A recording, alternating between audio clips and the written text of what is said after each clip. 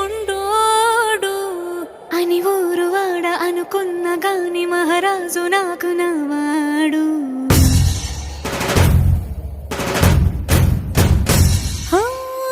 మాట పెడుసైనా మనసులో వెన్న రాయిలా ఉన్నవాడిలోన దేవుడెవరికి తెలుసును నాకన్నా. సూసేకి అగ్గిరవ్వ మాదిరే ఉంటాడే నా